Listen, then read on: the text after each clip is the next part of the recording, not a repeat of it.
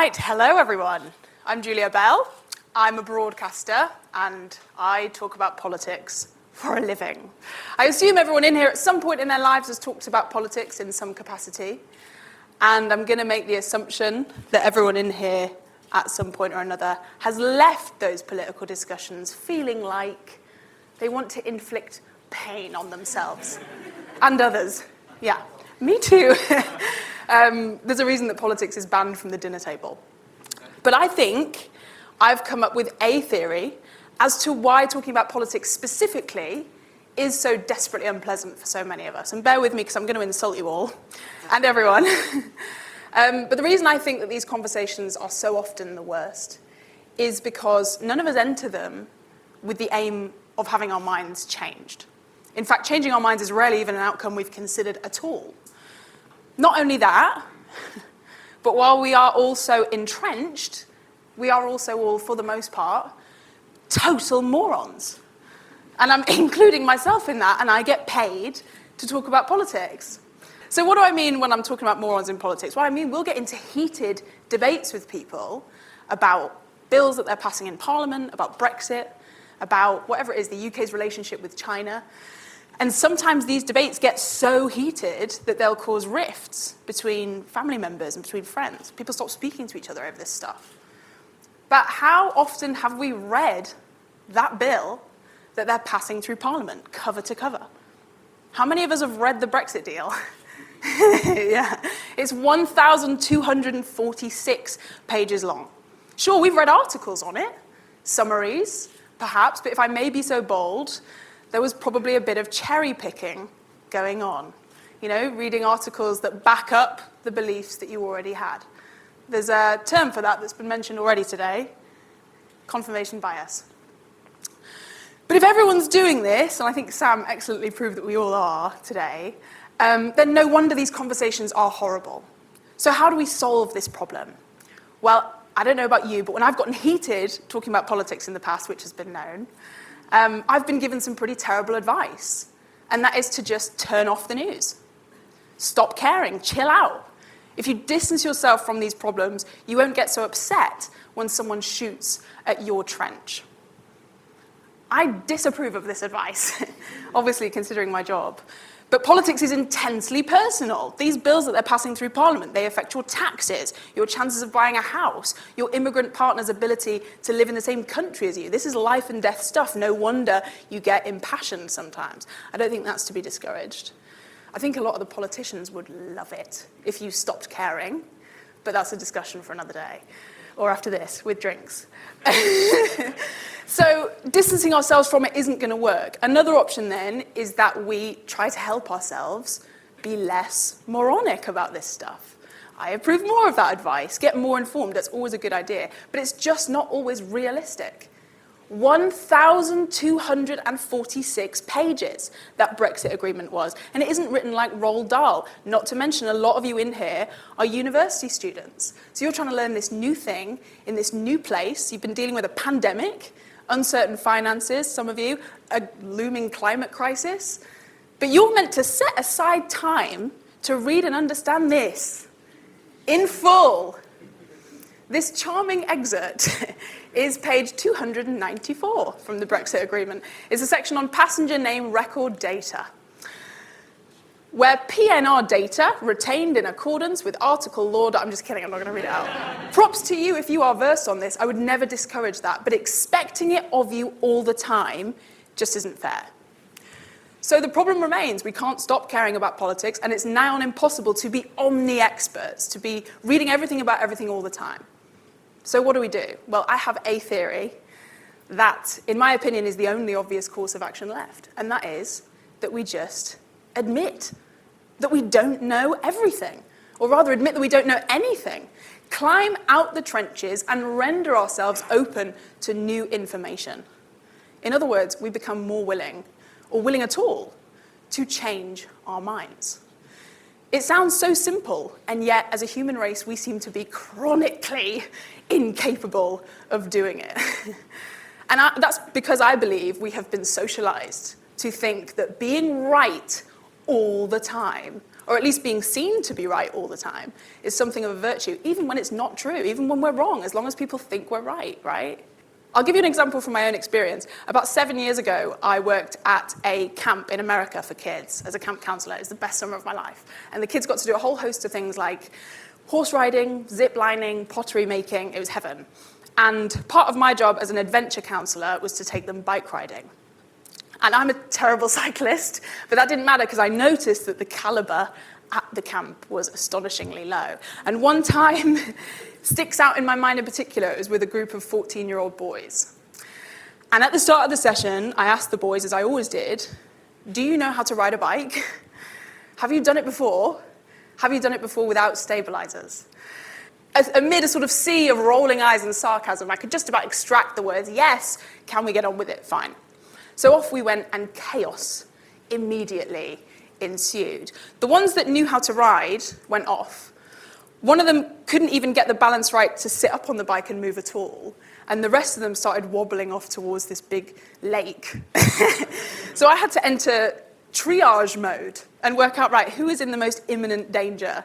And I figured the ones wobbling towards the big body of water needed my assistance. So with my limited knowledge, I tried to explain, listen, if you use the handlebars, you can get out of the way of the lake. And most of them got the hang of it and joined me, but one remained, cruising, but wobbling towards the shore of the water. And by this point, I'm panicking. So I'm saying, listen, just get off the bike in whatever way you can, because you're going to end up in the lake. To which he replied, no, I'm fine. So I was kind of astonished. I was saying, what is happening here? His bike's in the water, I'm in the water. And it was at that point that the camp director drove by on a quad bike to witness this absolute farce. And he asked me if everything was okay, and I said it was fine. So really, I was no better than the boy in a lake on a bike. But it was in that moment that I realized how socialized we are from a really young age to think that not knowing something is weakness. And so in the event that you don't know, just pretend. Even in the very likely event that you're immediately going to get caught out. And if you want proof of this social conditioning, just think about the way that we treat people who do not project to know, who don't project to have all the answers. Like the guy from your year at school who, let's say, took geography at university and then dropped out. Shame, right? Or the friend of yours who declared she was going vegan, maybe even posted about it on social media, the ultimate commitment. And then the next time you see her, you watch her sneak a slice of pepperoni pizza. I thought you were one of those vegans, he'd ask, faux concern internally vindicated. Oh yeah, she'd say that didn't work out. Couldn't cut it, could you? Shame. It's my observation that for these two people, there was this onus on them to feel shame, even if they didn't feel it themselves at first. It was projected onto them by others because they didn't know. They didn't already know in advance that something wasn't going to work out. How dare they? But here's the thing about these two people, though. Now they know. He knows now that that university and that course aren't right. He probably got a glimpse of courses that are going to suit him better. She knows now what challenges she'll face if she decides to try veganism again in the future. These are two powerful vantage points that are unattainable from the position of someone who hasn't tried, gathered new information, and then changed their mind. So the thing we have to ask ourselves is, can we get over our irrational fear of this expression? I changed my mind. I thought it was a good idea, and I've realized I didn't know what I was talking about. So guess what? I changed my mind. You might say I wasted a lot of time, but to be honest, I couldn't have known I was making a bad call. So if anything, this is the best investment of time I've ever made. You're not meant to live your life stuck in trenches that you built for yourself, especially considering at the time you dug them, you were probably, technically speaking, a moron. So why then are we talking about politics? If we're bad at admitting that we've gone wrong in all walks of life, why is politics the focus? Well, I believe this is the arena where it's at its absolute worst. Politics is the most toxically stubborn industry in the world, in my opinion. If you look at trailblazers in other industries, some of whom we've met today, like science, technology, business, these are people who have managed to shake off this horrible trench warfare habit. If you look at Amazon, for example, that started off as an online bookshop. All the changes that have happened there. Elon Musk, the owner of Tesla, you're welcome to your opinions on him, but you can't say he's not quite successful. He changes his mind all the time. In March this year, he declared that you could buy Tesla motors. I'm getting some groans. He declared that you could buy Tesla motors with the cryptocurrency Bitcoin. That was in March, and then in May, he changed his mind. He'd learned a bit more about the situation. Listen, we've gathered some more information about it. Turns out Bitcoin isn't so great for the environment, so we're not going to accept it anymore.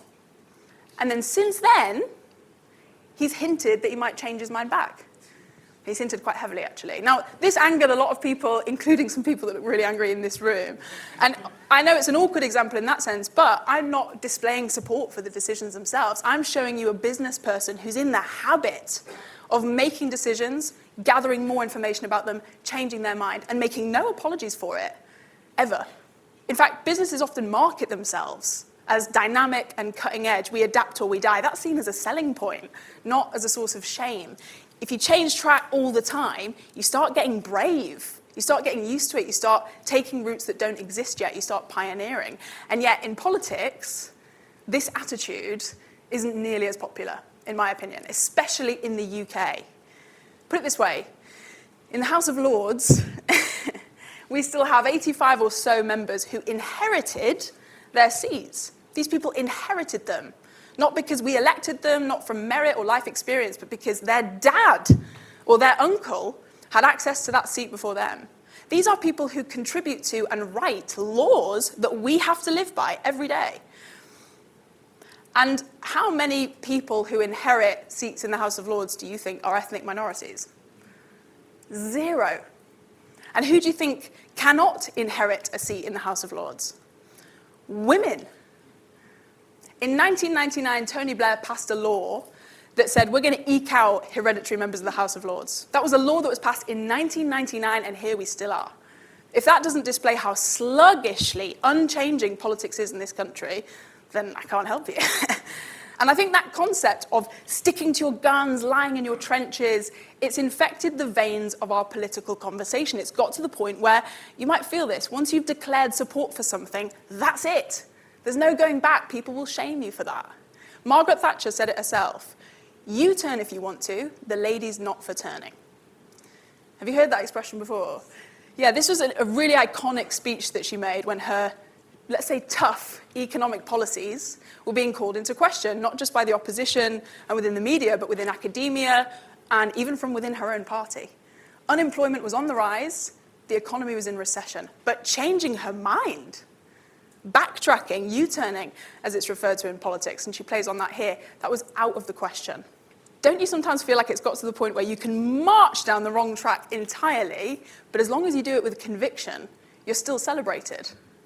It kind of feels like that, because this motto has cascaded into the here and now.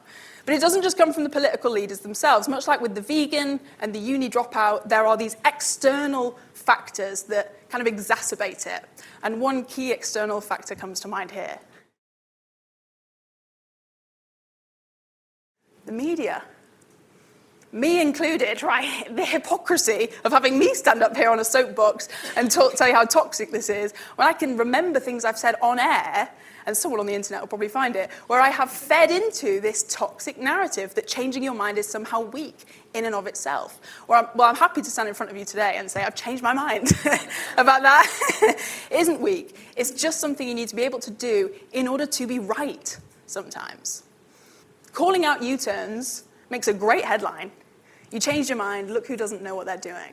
But so often it's just not helpful, and the shame of it puts politicians off from making positive decisions. A really good example of this happened recently. Right in the throngs of the pandemic, the England football team player Marcus Rashford wrote an open letter to the government. Some of you might remember this. And he was asking them to continue pledging food vouchers to the poorest kids in the country outside of school time, so in the summer months. And initially, the government rejected the idea, but Rashford's campaign gained so much traction, the government just couldn't avoid it. So within 24 hours, they, quote-unquote, U-turned. They changed their mind. They carried on pledging those food vouchers. This is a change of course that meant some of these poor kids didn't starve. And yet the U-turn itself was deemed humiliating, embarrassing, shameful. Why? Why was the U-turn the bit we were criticising? And I do wonder sometimes if this kind of stubbornness of the industry and the rhetoric around U-turns and so on, if it infects our relationship with politics.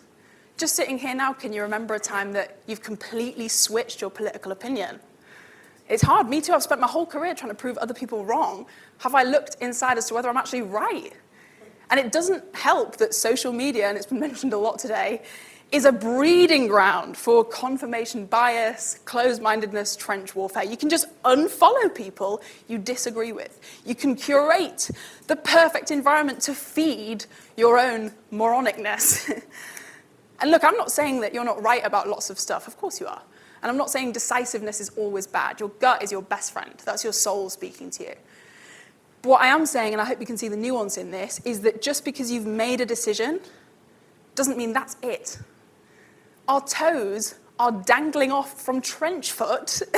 And I'm saying the antidote, in my opinion, is to make the tiny adjustment of admitting that we are mostly morons, and that therefore it's imperative that we change our mind as regularly as possible when new information makes itself available. That is the key to being right. And it shouldn't feel like bad news. If anything, this lets you off the hook, and me too, I hope. I'm saying it's okay that you don't know everything. And I'm saying if there's someone who never changes their mind, and who wins every political debate they've ever had because they're expert at looking really knowledgeable, it doesn't mean they are. It probably means they're an annoying person. So let's be persuadable. Let's be adaptable. Let's be empowered. And most importantly of all, let's empower other people to feel free to change their minds without shaming them. I really think if we do that, political discussions could be really productive. And quite fun? Maybe.